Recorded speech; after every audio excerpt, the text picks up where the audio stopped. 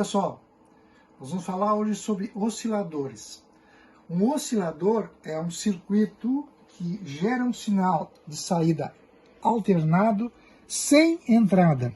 Só alimentação é necessária para que ele gere o sinal de saída. Então, a diferença em relação ao amplificador é essa. O amplificador tem que ter uma entrada, o oscilador não. Há três tipos básicos de osciladores. Nós vamos falar sobre cada um deles. O primeiro é o de relaxação. Ele é utilizado, usado como referência a um capacitor que se carrega e se descarrega.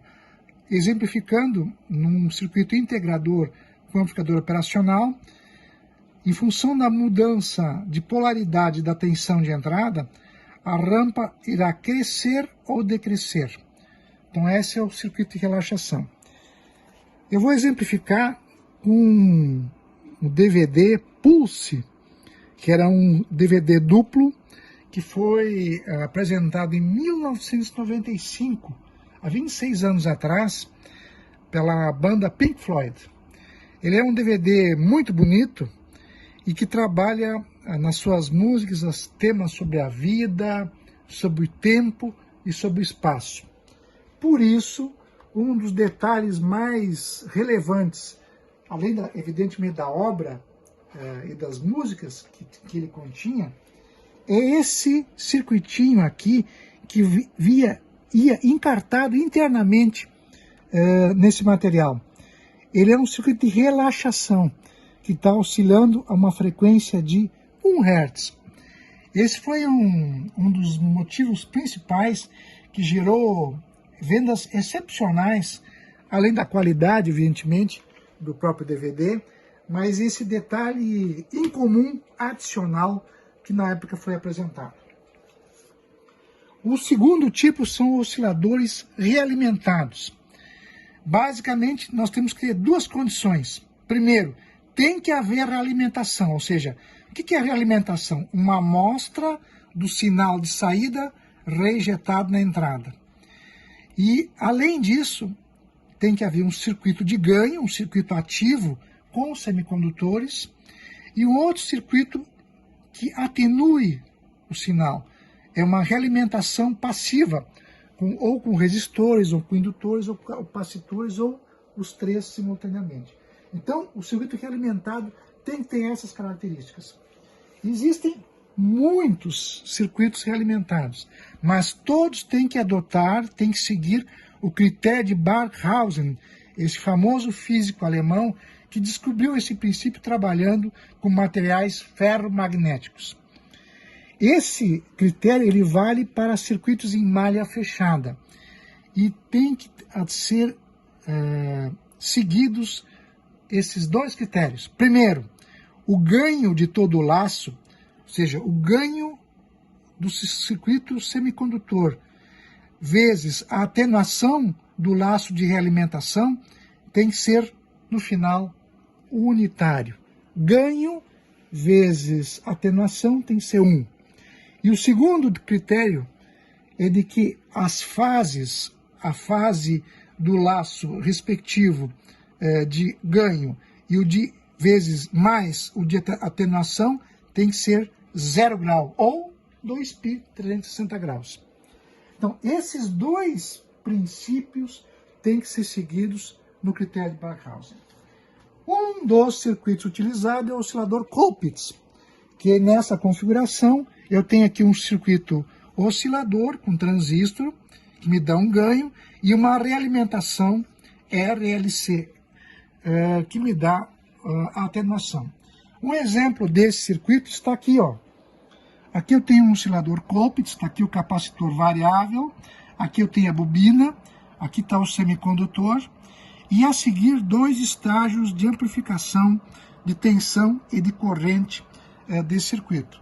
Para nós podermos ver, aqui eu tenho o circuito funcionando no osciloscópio, e aqui a frequência utilizada, 3.680 kHz.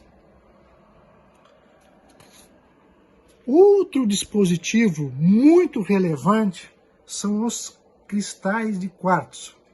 O cristal de quartzo é um mineral encontrado na natureza, aliás, o Rio Grande do Sul por exemplo, é um grande produtor de cristal de quartzo, e após polimento ele tem um formato hexagonal. Ele é muito interessante porque com ele se pode desenvolver o efeito piezoelétrico. Especificamente para o nosso caso, o efeito reverso. Através de uma excitação elétrica, eu gero uma variação mecânica. Ou seja, desta forma, os circuitos osciladores com cristal apresentam alto Q e diferentes encapsulamentos, com um circuito equivalente que tem um circuito com um capacitor em paralelo com o circuito RLC série. Aqui nós temos um exemplo de cristal de quartzo. Vejam aqui as duas perninhas do encapsulamento. Esse aqui é o cristal. Ele está preso sobre um invólucro de silicone, onde nós temos os contatos de um lado e do outro. E aqui temos vários exemplos de diferentes encapsulamentos, diferentes invólucros, menores, maiores, bem grandes, são os mais antigos, ou esses mais recentes que já são utilizados, inclusive, com um oscilador completo internamente. A característica do cristal permite a oscilação, a ressonância em duas frequências.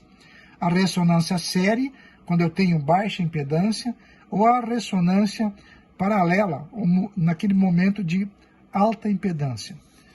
Uma das configurações de oscilador a cristal é o oscilador Colpitts, com transistor.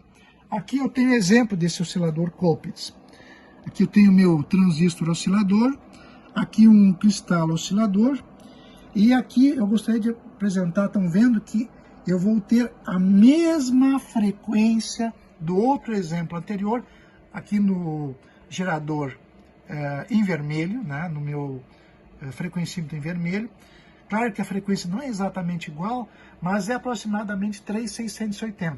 A característica é que este oscilador a cristal ele é muito mais estável, principalmente se for utilizado no invólucro com câmara térmica, com temperatura controlada. O terceiro tipo de oscilador chama-se DDS, oscilador por síntese digital direta. Aqui nós temos o diagrama de blocos dele. Eu tenho uma tabela que está gravada numa memória, por exemplo, a tabela do seno. A seguir, isso é colocado num conversor digital para analógico de alta performance, de alta velocidade. Por fim, eu coloco aqui um filtro passa-baixas e eu tenho a minha saída senoidal. Claro que, evidentemente, quem vai controlar que pontos dessa tabela serão colocados no conversor DA é o meu sistema de controle. Normalmente um sistema microprocessado, pode ser um Arduino, pode ser um PIC, pode ser qualquer sistema dessa natureza. Um dos DDS mais famosos é o da Analog Device, o AD9850. Aqui eu tenho um circuito com esse exemplo. Vejam, aqui está a plaquinha do AD9850, aqui o dispositivo de controle, e aqui a minha frequência apresentada no mesmo exemplo, a mesma frequência dos exemplos anteriores, 3.680 kHz. Eu queria aqui mostrar também no osciloscópio a característica em frequência. Vejam, ele é bastante interessante, porque aqui eu tenho o pico claramente definido na frequência de 3.680, a partir dessa análise de Fourier apresentada pela FFT deste osciloscópio. Ok, pessoal? Espero que vocês tenham gostado.